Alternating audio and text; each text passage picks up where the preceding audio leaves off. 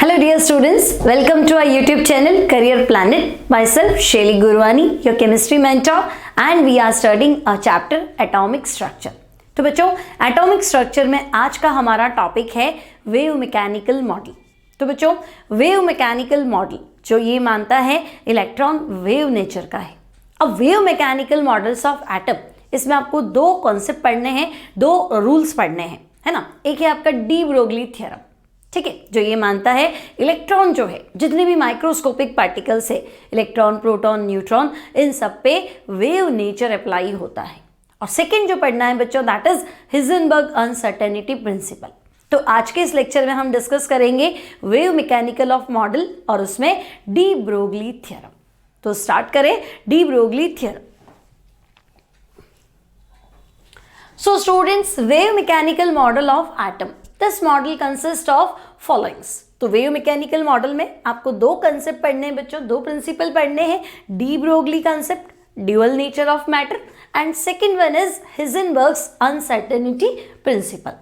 सो अगर हम बात करें बच्चों dual nature of matter, the wave nature of electron, तो बच्चों ड्यूअल मतलब डबल, ड्यूअल मतलब दो nature, double nature, one is particle nature, one is wave nature. अब होता क्या है, तो बच्चों 1924 में फ्रेंच फिजिसिस्ट थे लुइस डी ब्रोगली। इन्होंने सजेस्ट किया कि भाई लाइट की डबल नेचर होती है, वेव नेचर भी होती है और पार्टिकल नेचर भी होती है। तो nature of light is both that of a particle and a wave, then this dual behaviour should be true for the matter also. So according to de Broglie, as light has dual nature, भाई light की double nature होती है। Light की कुछ properties को हम wave मान के सॉल्व कर सकते हैं, कुछ प्रॉपर्टीज को हम पार्टिकल मान के एक्सप्लेन कर सकते हैं, ठीक है। अब कैसे बच्चों, तो देखो अकॉर्डिंग टू डी ब्रोगली, अगर मैं आपसे कहूं कि भाई लाइट की ड्यूअल नेचर है, तो बच्चों लाइट की एक तो है wave nature, okay, light has wave nature, और सेकेंड है बच्चों पार्टिकल नेचर, ठीक है। तो light has wave nature and particle nature. अब मैं कहूं कि भाई मुझे इंटरफ्रेंस, रिफ्रैक्शन, रिफ्लेक्शन, ये सारी चीजें बतानी है, तो बच्चों इंटरफ्रेंस क्या होता है, वेव की प्रॉपर्टी है। रिफ्रैक्शन क्या है, वेव की प्रॉपर्टी है। रिफ्रैक्शन तो आपने छोटी क्लासेस 9, 10 में भी डिस्कस किया है ना, कि वेव एक मीडियम से दूसरे मीडियम में जाती है तो वो अपने पाथ से हल्का सा डेविएट हो जाती है, टिल्ट हो जाती है, that is refraction.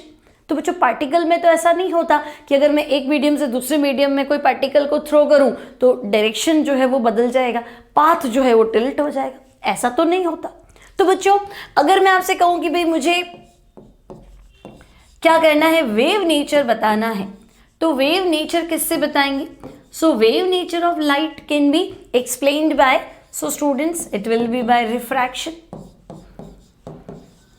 interference and we can say diffraction, है ना। ये जो फिनोमिनन है ये लाइट की वेव नेचर को सपोर्ट करते हैं। अब बच्चों आपने फोटो इलेक्ट्रिक इफेक्ट पढ़ा है ना, कि मेटल की सरफेस से उसमें जब लाइट गिरी तो लाइट गिरी, फोटॉन्स गिरे, इलेक्ट्रॉन बाहर निकले। तो बच्चों फोटोन क्या, एनर्जी पैकेट्स, पार्टिकल्स, और इलेक्ट्रॉन निकले वो भी क्या है, पार्टिकल, है ना। तो फोटो इलेक्ट्रिक इफेक्ट, जैसे हम कंचे खेलते हैं छोटे बच्चे, है ना, आप कंचा मारते हो तो पहला वाला जो है अपनी जगह छोड़ के बाहर चला जाता है, ठीक है। तो वो क्या है, एक कंचे पे दूसरा कंचा गिरा, सेम नेचर है, लाइट गिरने से तो नहीं टिल्ट होगा। सिमिलरली इलेक्ट्रॉन बाहर गया तो इलेक्ट्रॉन तो पार्टिकल मानते, तो जब इलेक्ट्रॉन पार्टिकल है मतलब जो आ रही है वेव, है ना, वो भी क्या है, वेव नेचर नहीं है, वो भी क्या है, पार्टिकल है। एक पार्टिकल से दूसरा पार्टिकल टकराया तो दूसरा जो है पहले के टकराने से अपना प्लेस छोड़ के चला गया। तो फोटो इलेक्ट्रिक इफेक्ट किससे सपोर्ट करता है, तो मैं कहूंगी भाई particle nature, okay. So particle nature of light can be explained by, so हम कहेंगे बच्चों particle nature of light can be explained by photoelectric effect, ठीक है। तो बच्चों फोटो इलेक्ट्रिक इफेक्ट है, इसके अलावा अगर हमें कुछ कहना हो तो we will say Raman effect, Compton effect, वो भी क्या करेंगे, पार्टिकल नेचर को सपोर्ट करेंगे। तो अकॉर्डिंग टू डी ब्रोगली कि भाई लाइट की डबल नेचर है ना, one is particle, one is wave. मतलब लाइट की कुछ प्रॉपर्टी को मैं पार्टिकल मान के सॉल्व कर सकती हूँ, एक्सप्लेन कर सकती हूँ, और लाइट की रिमेनिंग प्रॉपर्टीज को हम वेव मान के एक्सप्लेन कर सकते हैं। तो as light has dual nature, similarly matter has dual nature. ठीक है, तो चलो भाई, लाइट की ड्यूअल नेचर है, समझ में आता है, मैटर की कैसे? तो अकॉर्डिंग टू डी ब्रोगली, अगर मैं लाइट को बच्चों वेव मान लूँ या फिर मैं पार्टिकल मान लूँ, तो बच्चों अगर लाइट पार्टिकल है तो Einstein mass energy relation work करेगा, E इक्वल्स टू mc², है ना। m क्या है? मास ऑफ द पार्टिकल। तो बच्चों मास ऑफ द पार्टिकल मतलब पार्टिकल नेचर को सपोर्ट कर रहा है।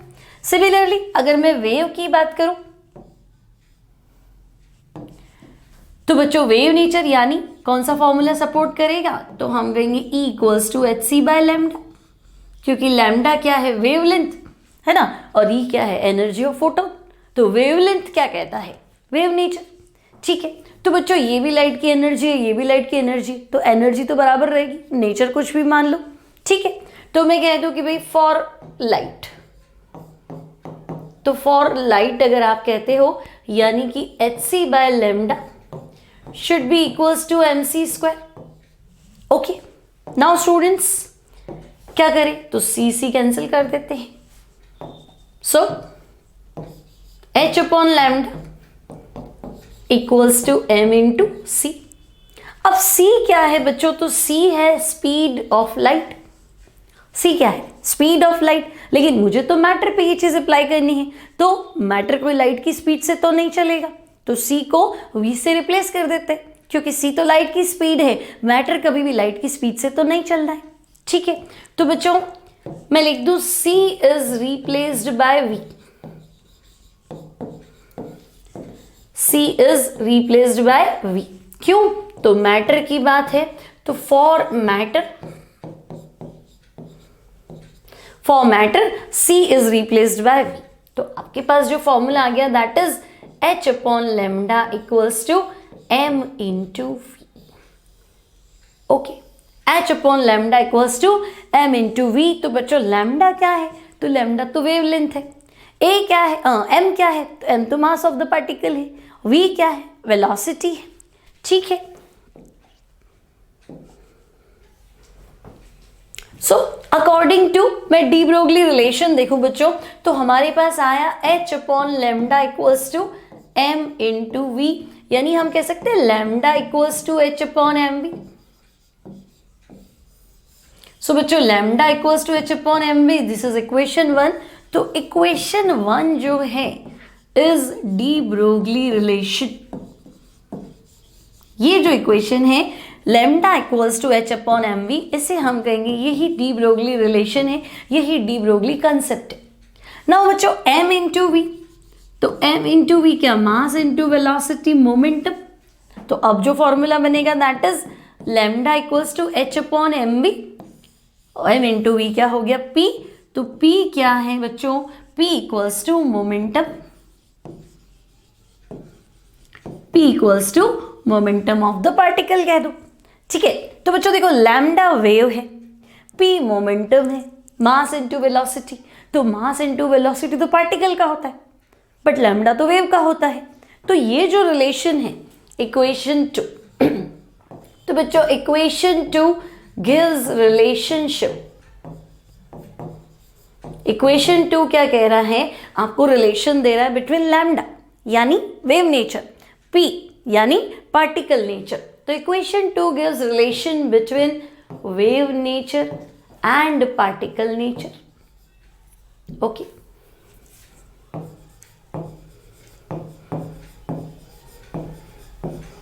Wave nature and particle nature.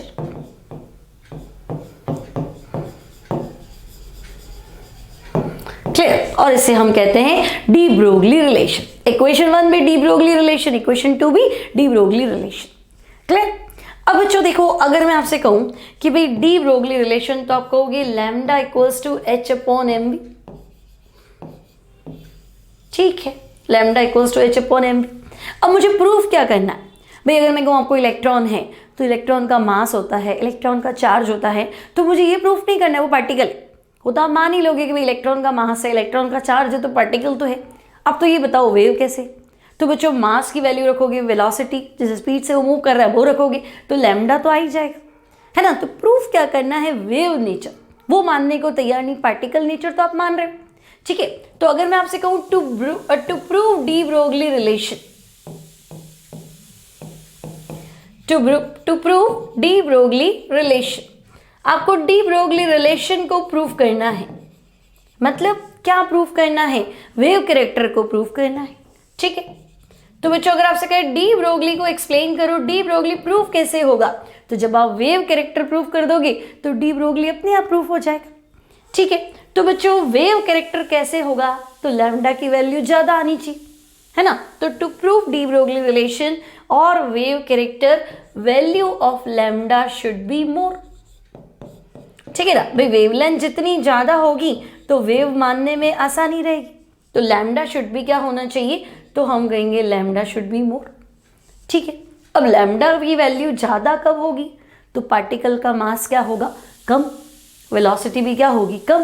भाई अगर धीरे धीरे मूव करेगा तो मैं शायद वेव मान भी लूँ, बट स्पीडली चला जाएगा तो मैं पार्टिकल ही मानूँ, है ना। जैसे हम कोई बॉल जा रही है, क्रिकेट में हम देखते हैं कि एकदम से बॉल थ्रो किया, है ना, तो वो स्पीडली गया तो हमें पता ही नहीं चलता हुआ क्या, वो तो पहुंच ही गए, है ना। लेकिन जब उसको धीरे धीरे स्लो मोशन में दिखाते हैं तो हम शायद मान ले कि हाँ थोड़ा थोड़ा वेव नेचर आ रहा है, ठीक है। तो बच्चों वेव कैरेक्टर का प्रूफ होगा, डी ब्रोगली का प्रूफ होगा, तो आपको क्या लिखना है, to prove wave nature, wave nature prove करने के लिए क्या होना चाहिए बच्चों, तो आपको लिखना है मास जो है शुड बी लेस, है ना। मास जो है पार्टिकल का वो कम से कम होना चाहिए, वेलोसिटी जो है वो भी क्या होनी चाहिए, कम से कम होनी चाहिए। तो mass should be less, velocity should be less, तो डी ब्रोगली क्या हो जाएगा, अपने आप प्रूफ हो जाएगा, ओके। तो वेव कैरेक्टर हमें प्रूफ करना है, तो लैम्डा ज्यादा होना चाहिए, m की वैल्यू मिनिमम, v की वैल्यू मिनिमम, लैम्डा अपने आप बढ़ जाएगा, okay. So this is de Broglie relation, है ना। यहां तक आपको कोई दिक्कत नहीं होगी, आई होप समझ में आ गया होगा। डी ब्रोगली क्या कहता है, जैसे लाइट की डबल नेचर है, वेव और पार्टिकल। लाइट की वेव कैरेक्टर को कुछ प्रॉपर्टीज से एक्सप्लेन कर सकते हैं, कुछ प्रॉपर्टीज को पार्टिकल नेचर मान के एक्सप्लेन कर सकते हैं। सिमिलरली मैटर की भी डबल नेचर है, one is particle and one is wave. तो बच्चों डी ब्रोगली कहता है कि भाई ऐसी कोई चीज जिसका मास है, जिसकी वेलोसिटी है, मतलब जो पार्टिकल है उसके साथ लैम्डा भी होगा, यानी हम कह सकते हैं a wave is always associated with a particle, that is matter wave. तो बच्चों डी ब्रोगली का ऐसा मानना है, according to de Broglie, according to de Broglie a wave is always associated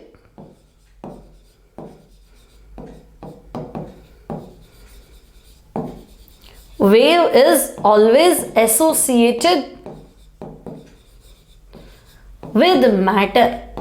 her matter के साथ बच्चों एक वेव जो होती है वो हमेशा कनेक्टेड होती है, जुड़ी होती है, दिस इज कॉल्ड, इसे हम बोलेंगे क्या बच्चों, तो this is called matter wave,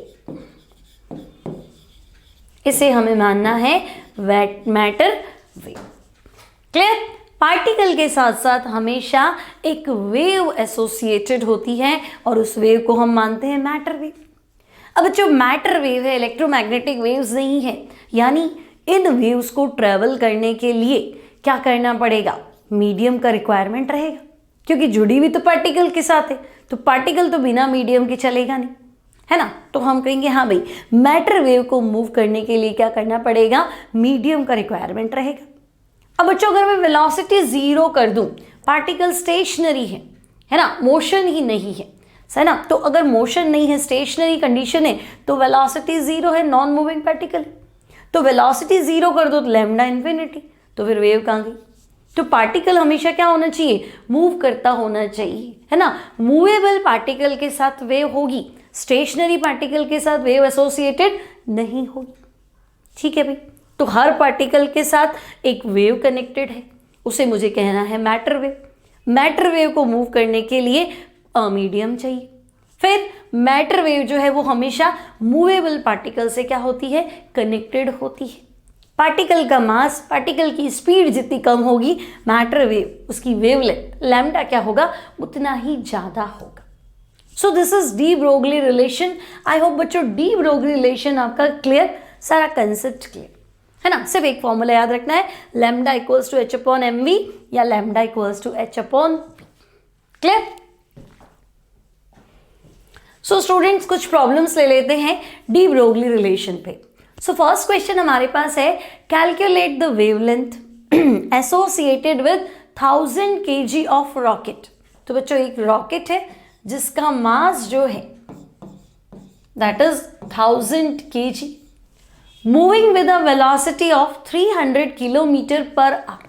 तो बच्चों वेलोसिटी जो है that is 300 kilometre per hour. Okay, तो मास तो ठीक है केजी में, किलोमीटर को बच्चों मीटर में कन्वर्ट कर देते हैं। तो 300 मीटर में कन्वर्ट करोगे तो 1 किलोमीटर में कितने हो गए, 1000 मीटर। और पर आवर, आवर्स को सेकंड में कन्वर्ट कर लेते हैं। तो बच्चों 1 घंटे में हो गए 60 मिनट, और सेकंड में करोगे तो again 60। So this is velocity. Okay, आपको फाइंड क्या करना है बच्चों, वेवलेंथ यानी लैम्डा हमें फाइंड करना है। नाउ स्टूडेंट्स फॉर्मूला क्या है, तो lambda equals to h upon m b. अब एच क्या है, तो एच प्लैंक कांस्टेंट, हम बहुत बार डिस्कस कर चुके। तो बच्चों एच इज प्लैंक कांस्टेंट, और प्लैंक कांस्टेंट की वैल्यू क्या है, 6.62 into 10⁻⁻34 joule into second. Okay, so h की वैल्यू पुट कर देते हैं। तो lambda equals to h upon m b. H तो हो गया हमारा प्लैंक कांस्टेंट, वैल्यू रख दी। एम क्या है, मास, मास कितना है 1000 kg, सो मैंने 1000 लिख दिया। ठीक है, और वेलोसिटी 300, अच्छा ये मीटर पर सेकेंड में रखेंगे, तो 300 मल्टीप्लाई विद 1000। नाउ 60 इंटू 60, तो यहां न्यूमरेटर में ले लेते 60 इंटू 60। ओके, तो अब आपके पास आ गया लैम्डा इक्वल्स टू कितना हो गया, देखो ये तो हो गया 3, 5 और ये कितना हो गया 8। तो 10⁸ को ऊपर ले लूँ तो माइनस का 8 हो जाएगा। ठीक है, तो 6.62 10⁻⁻34। नाउ 60 इंटू 60 कितना हो गया 3600। 10⁸ ऊपर ले जाओ तो माइनस का 8 डिवाइडेड बाय क्या हो गया 3। अब आप इसको सॉल्व करो। अब इसको सॉल्व करें बच्चों, आप क्या करेंगे, लैम्डा की वैल्यू फाइंड करेंगे। सो आपके पास जो लैम्डा मिलेगा बच्चों दैट विल बी 7.95 इंटू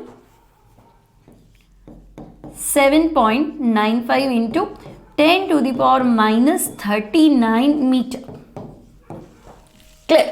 तो बच्चों देखो रॉकेट का वेट कितना ज्यादा है और स्पीड कितनी ज्यादा है, तो आपको कहाँ दिखेगा wave nature.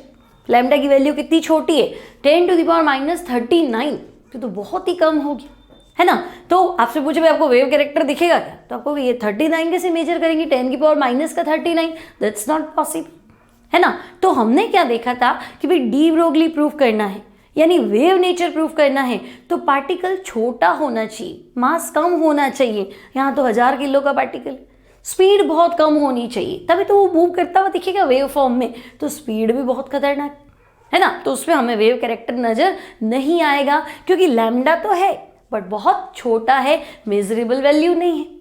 Okay, now students a tennis ball of mass 6 into 10⁻⁻2 kilogram is moving with a speed. तो बच्चों टेनिस बॉल का मास दे रखा है, mass equals to 6.62, sorry mass equals to 6 into 10⁻⁻2 kg is moving with a speed. तो बच्चों speed दे रखी है 6.62 metre per second. Calculate the wavelength associated with the moving ball. Will the movement exhibit the wave character? तो बच्चों पहले lambda निकाल देते हैं और लैम्डा की वैल्यू देख के डिसाइड करेंगे कि वेव कैरेक्टर होगा या नहीं। भाई लैम्डा इतना तो हो कि मेजरेबल वैल्यू, इतना छोटा होगा कि मेजरेबल नहीं है तो वेव कैरेक्टर नजर नहीं आएगा। ठीक है, तो बच्चों सीधा applied de Broglie formula, lambda equals to h upon m v. तो बच्चों लैम्डा इक्वल्स टू एच आपका हो गया 6.62 10 to the power minus 34। Now mass कितना है? तो मास हो गया 6 into 10 to the power minus 2। Okay, and velocity कितना हो गया? 6.62 इंटू 6.62 ओनली। ओके, अब इसको आप सॉल्व कर लो। तो 6.62 तो कैंसिल कर देते हैं, ठीक है, और बाकी वैल्यू आप फाइंड कर लो। So 1/6 into 10 to the power minus 2 पर जाएगा, प्लस 2 हो जाएगा ना बच्चों, तो माइनस का 32 मीटर। क्योंकि लैम्डा क्या है बच्चों? लैम्डा तो डिस्टेंस है, तो आपके पास जो आंसर है that is 1/6 into 10 to the power minus 32 metre. अब आप इसको सॉल्व करेंगे, आंसर आ जाएगा आपका lambda. Now students, will the movement exhibit a wave character?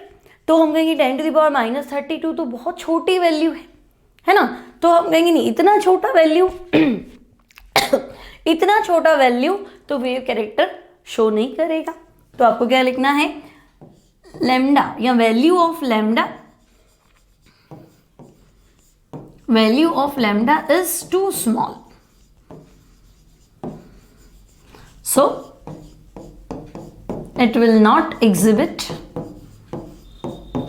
ठीक है, शो नहीं करेगा वेव तो मानते ही हम, बट एग्जिबिट नहीं होगा wave character. Clear? Now moving to next problem. So next question है बच्चों, calculate the kinetic energy of a moving electron which has a wavelength 4.8 picometre. तो बच्चों इस बार मुझे काइनेटिक एनर्जी फाइंड करनी है। ठीक है, काइनेटिक एनर्जी किसकी फाइंड करनी है? तो आपको दिया है मूविंग इलेक्ट्रॉन। तो बच्चों मास ऑफ इलेक्ट्रॉन कितना होता है? तो हम कहेंगे mass of electron 9.1 into 10 to the power minus 31 kg। This is mass of electron. Now wavelength आपको गिवन है बच्चों, लैम्डा इक्वल्स टू 4.8 पिकोमीटर। तो पिको में होता है 10 to the power minus 12। So 4.8 into 10 to the power minus 12 metre. अच्छा, mass of electron तो आपको गिवन है, अब फाइंड करना है काइनेटिक एनर्जी। अब हम एक रिलेशन डिराइव कर लेते हैं बच्चों। देखो काइनेटिक एनर्जी क्या है? तो हम कहेंगे भाई काइनेटिक एनर्जी है हाफ mv²। ओके, अब मैं क्या करती हूँ बच्चों, दोनों साइड m से मल्टीप्लाई कर लेती हूँ, है ना, इधर भी m ले लिया, इधर भी m ले लिया। ठीक है, तो बच्चों देखो m² v² इक्वल्स टू क्या हो गया? तो इक्वल्स टू हो गया 2 इंटू काइनेटिक एनर्जी। सही ना, इधर भी m से मल्टीप्लाई किया, उधर भी m से मल्टीप्लाई किया। नाउ स्टूडेंट्स mv कितना है? तो mv हो गया √2 into kinetic energy.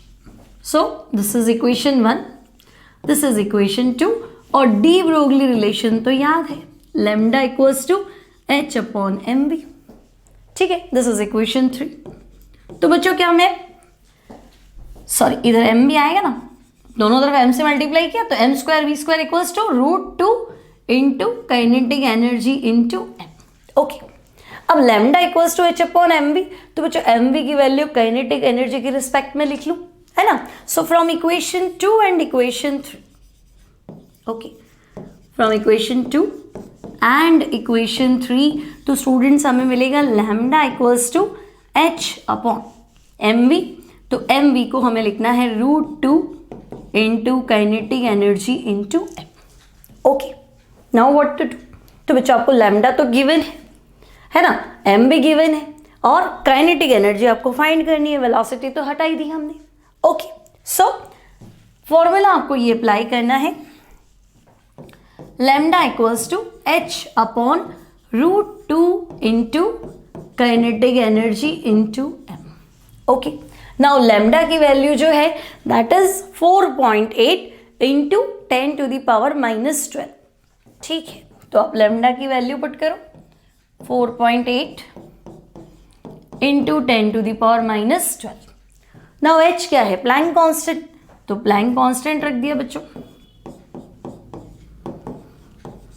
Now √2 into kinetic energy हमें फाइंड करनी है, और m की वैल्यू मास ऑफ इलेक्ट्रॉन 10⁻31।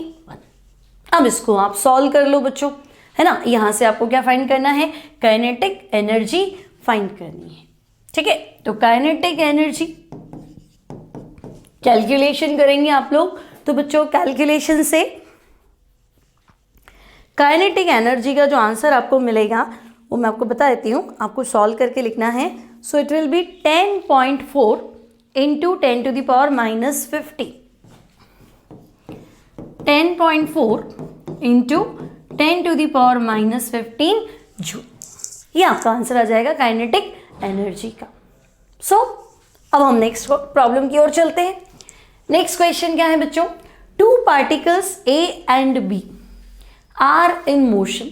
ठीक है भाई, 2 पार्टिकल है, पार्टिकल A और particle B। Okay, so particle A and B are in motion, move कर रहे हैं दोनों। Momentum of B is half of the momentum of A। तो बच्चों B पार्टिकल का जो मोमेंटम है वो A पार्टिकल के मोमेंटम का क्या है? हाफ है। ठीक है, momentum of B is half of the momentum of A। If wavelength of A is 5 into 10⁻⁻8, तो बच्चों A का जो वेवलेंथ है दैट इज लैम्डा A, वो है 5 into 10⁻⁻8 metre. Okay, calculate the wavelength of particle B। तो आप lambda B find कर लो। ओके, तो बच्चों लैम्डा है और P है। अब आपका फॉर्मूला क्या है? तो हमें पता है लैम्डा इक्वल्स टू H/P। तो एक बार इसको A मान लो, ठीक है, सेकेंड टाइम इसी को B मान लो। ओके, है ना, या इनवर्स है वैसे कर लो, एक ही बात है। ठीक है, तो बच्चों अब आपको क्लियर है क्या होगा? H आपका कांस्टेंट हो गया। So lambda A upon lambda B will be equal to PB upon PA। ठीक है, नाउ स्टूडेंट्स लैम्डा A की वैल्यू आपके पास है 5 इंटू 10⁻⁻8। सो लैम्डा A की वैल्यू पुट कर देते 5 इंटू 10⁻⁻8। लैम्डा B आपको फाइंड करना है। ओके, लैम्डा B फाइंड कर लो इक्वल्स टू, तो बच्चों PB बाय PA। तो PB कितना है? तो PB है ना, क्या था? Momentum of B। तो PB is half of the A। तो बच्चों PB को तो क्या रख देती हूं मैं? PA बाय 2, और अब ये क्या हो गया? PA। ठीक है, तो PB की वैल्यू आ गई PA बाय 2 और P। अब क्या होगा? तो आप PA कैंसिल कर दो, सिंपल। ठीक है, और लैम्डा B फाइंड कर लो। तो lambda B will B 5 into 2 into 10⁻⁻8। ठीक है, तो लैम्डा B आ गया आपके पास 5 इंटू 2 इंटू 10⁻⁻8। तो 5 2 ज़ा 10 और 10 इंटू 10⁻⁸। तो बच्चों अभी क्लियर हो गया आपका, दिस विल बी 10⁻⁷ मीटर। तो सिंपल सा क्वेश्चन है, कैसे फाइंड करना है? Lambda with respect to momentum. I hope कर लोगे बच्चों, बिल्कुल सिंपल सा क्वेश्चन है। नाउ नेक्स्ट क्या है हमारे पास? एक और प्रॉब्लम है, calculate the de Broglie wavelength of helium atom. ठीक है भाई, de Broglie wavelength of helium atom find करना है at 27 degree centigrade moving with the velocity.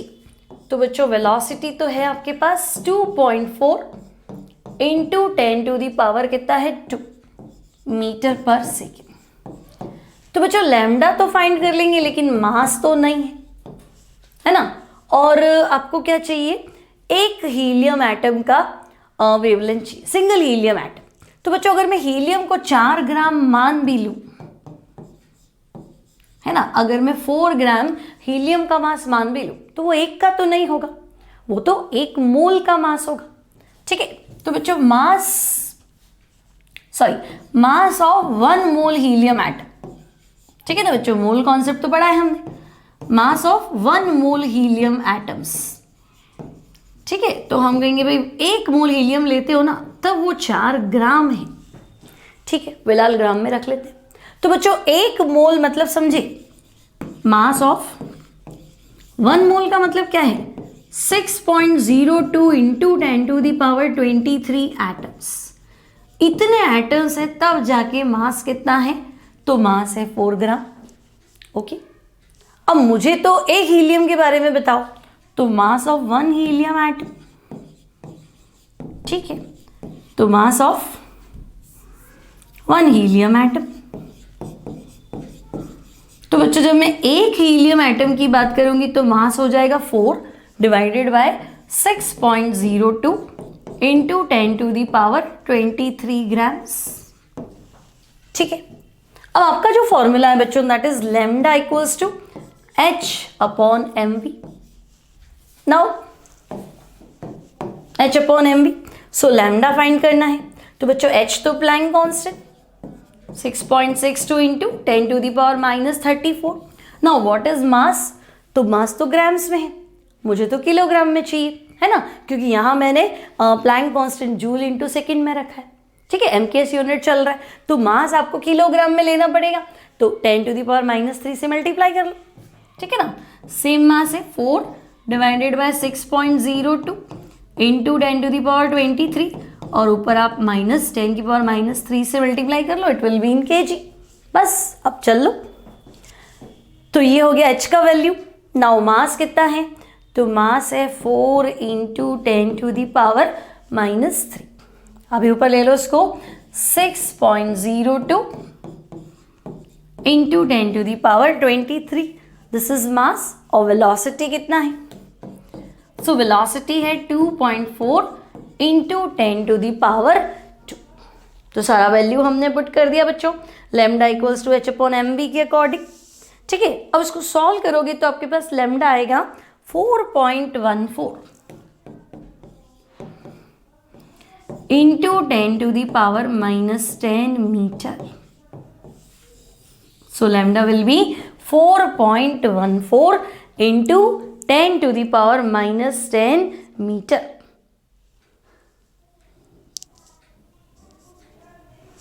Clear, तो बच्चों ये वैल्यू हो जाएगी हमारी हीलियम एटम की वेवलेंथ की।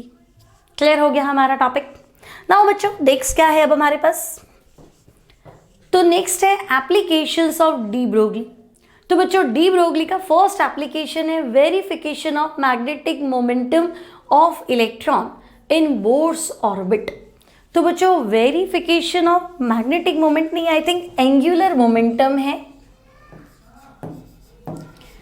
Verification of angular momentum of electron in Bohr's orbit. अब देखो according to de Broglie nature of electron moving around the nucleus is like a wave. सही है ना, डी ब्रोगली क्या मानता है भाई, जो इलेक्ट्रॉन है उसका नेचर अब आप वेव मान लो, पार्टिकल मत कंसिडर करो। पार्टिकल तो है ही, मना नहीं कर रहा है, लेकिन पार्टिकल के साथ साथ उसका वेव नेचर भी है। Okay, so like a wave that flows in a circular orbit around the nucleus। ठीक है, if an electron is regarded as a wave, the quantum condition given by Bohr is readily fulfilled। तो बच्चों electron जो है अगर वो wave मान लेते हो है ना, तो बोर क्या कह रहा है कि भाई जो एनर्जी क्वांटाइज्ड है, एनर्जी क्या है क्वांटाइज्ड है, फिक्स है भाई, इस जगह पे एनर्जी इतनी है, इस जगह पे एनर्जी इतनी है, तो उसकी कंडीशन फुलफिल हो जाती है। अब आपको याद हो तो हमने बोर्स मॉडल का सेकेंड पॉस्टुलेट पढ़ा था, mvr इक्वल्स टू NH/2π है ना। और बोर के ड्रॉबैक में आता है कि भाई mvr इक्वल्स टू NH/2π कहाँ से आया, बोर इसको वेरीफाई नहीं कर पाया। ठीक है, अब ये वेरिफिकेशन जो है बच्चों ये आपको मिलेगा डी ब्रोगली से। सो कैसे बच्चों, तो देखो अगर मैं आपसे कहूँ भाई इलेक्ट्रॉन जो है वो पार्टिकल नेचर है, ठीक है, तो भाई बोर के अकॉर्डिंग चलें तो इलेक्ट्रॉन तो पार्टिकल, मतलब बोर जो है वो इलेक्ट्रॉन की पार्टिकल नेचर को सपोर्ट करता है। और सर्क्यूलर पाथ में बच्चों अगर ये रिवॉल्व कर रहा है तो ये डिस्टेंस कितना है, तो ये डिस्टेंस सरकमफ्रेंस के इक्वल है, और सरकमफ्रेंस कितना है 2πr। ओके, लेकिन जब हम डी ब्रोगली को सही मानते हैं। तो डी ब्रोगली क्या कहता है भाई, इलेक्ट्रॉन तो वेव है और वेव है तो इलेक्ट्रॉन का मूवमेंट इस तरह से होगा, ठीक है। तो ये वेव नेचर को सपोर्ट करता है। अब डिस्टेंस कितनी है, तो बच्चों ये डिस्टेंस होगी n लैम्डा, ठीक है। तो ले दे के वैल्यू तो फिक्स्ड है ना, जैसे आप क्या करते थे, लाइट को चाहे पार्टिकल मानो चाहे वेव मानो, तो आपने क्या किया था, mc² इक्वल्स टू hc/λ, भाई एनर्जी तो बराबर रहना चाहिए। सिमिलरली पाथ जो भी है, चाहे इस वे से चलता है चाहे इस वे से चलता है, डिस्टेंस क्या होनी चाहिए, दोनों इक्वल है ना। Travelling distance around the nucleus क्या होना चाहिए, ट्रेवल्ड डिस्टेंस बाय इलेक्ट्रॉन वो सेम होना चाहिए, ठीक है। तो चाहे मैं ऐसे मानूं चाहे ऐसे मानूं, मतलब 2πr की वैल्यू जो है बच्चों that should be equals to n lambda. Now according to de Broglie चले, तो बच्चों डी ब्रोगली क्या कहता है, तो डी ब्रोगली आपको कहता है लैम्डा की जो वैल्यू है that is equal to h/mv। Okay, this is equation 1, this is equation 2। अब सेट कर दो इनको, ठीक है। तो from equation 1 and 2, from equation 1 and 2, तो 2πr equals to n lambda, okay. So 2πr equals to n lambda और lambda की वैल्यू में पुट कर दो h/mv, ओके। तो nh/mv। नाउ स्टूडेंट्स mvr है ना इक्वल्स टू क्या हो गया, mvr इक्वल्स टू nh/2π। तो ये तो बोर्स के मॉडल का वेरिफिकेशन हो गया है ना, मतलब डी ब्रोगली वेव मान रहा था, बोर पार्टिकल मानता था, लेकिन जब मैंने वेव से उसका सेकंड पोस्टुलेट सेट किया तो ये तो बराबर हो गया, तो कंफर्म हो गया। एक तो बोर्स का मॉडल भी प्रूफ कर दिया और दूसरा सेकंड पोस्टुलेट भी क्या हो गया बच्चों, तो सेकंड पोस्टुलेट भी बोर का प्रूफ हो जाता है डी ब्रोगली से। क्लियर? नाउ तो बच्चों number of waves in orbit की बात करें, चलो number of waves formed in an orbit. तो बच्चों अगर मैं आपसे कहूं सर्क्यूलर पाथ है तो सरकमफ्रेंस इज 2πr, और अगर मैं वेव नेचर ले लूं तो क्या हो जाएगा, it will B n lambda. अब बच्चों n लैम्डा में n की वैल्यू पुट करते जाओ, फर्स्ट शेल है तो 1, सेकेंड शेल है तो 2, थर्ड शेल है तो 3, है ना। तो आपसे पूछेंगे कि भाई हाउ मेनी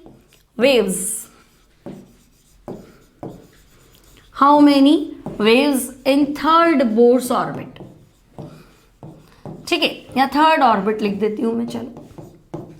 तो बच्चों अगर मैं थर्ड ऑर्बिट की बात करूं तो 2πr इक्वल्स टू कितना हो जाएगा, n लैम्डा, n की वैल्यू आप 3 लैम्डा कर देना, ठीक है। तो कितनी वेव्स बनेंगी, तो आपका आंसर डायरेक्ट हो जाएगा 3 lambda. Clear? So this is number of waves. Clear बच्चों? तो ये था हमारा de Broglie model.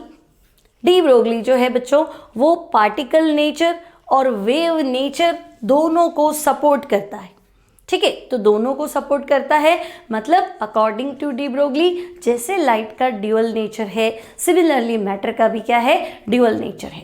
One is particle, another is wave.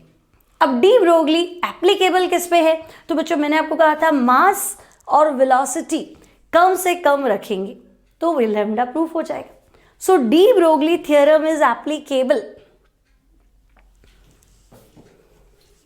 सो बच्चों de Broglie theorem is applicable only on microscopic particles, ठीक है। यहां लिख लेते हैं इसको,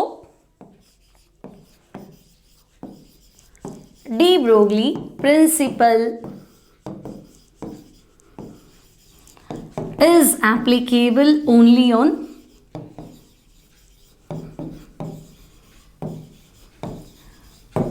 on microscopic particles। अब माइक्रोस्कोपिक पार्टिकल्स तो बच्चों आपको लिखना है microscopic particles like electron, proton, neutron,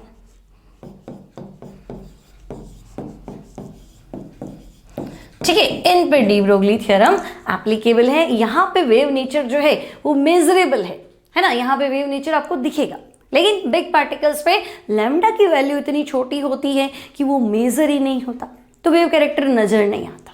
clear? तो बच्चों आई होप आपको de Broglie theorem, dual nature of matter अच्छे से समझ में आया होगा। न्यूमेरिकल प्रॉब्लम्स आपसे हो जाएंगे। तो मिलेंगे बच्चों नेक्स्ट लेक्चर में नए टॉपिक के साथ। Till then take care and good bye.